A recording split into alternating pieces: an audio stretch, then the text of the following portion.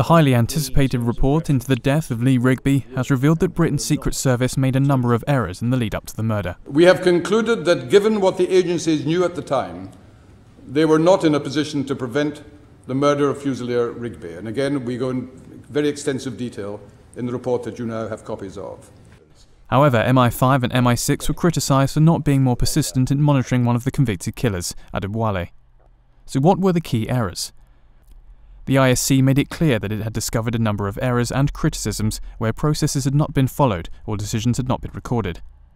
The two men had been flagged up by 7 different intelligence agencies, but had still been kept as low-level subjects of interest throughout the process.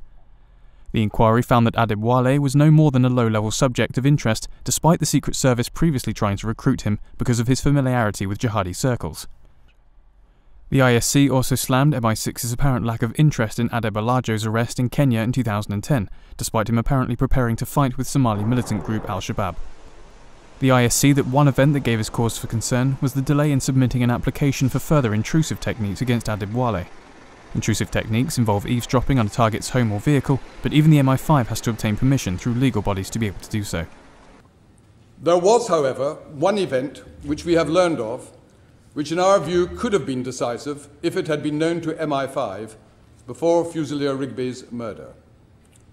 And this was an online exchange from December 2012 between Michael Adebowale and an extremist overseas.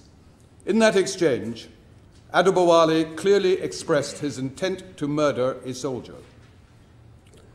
This exchange only came to light after the attack.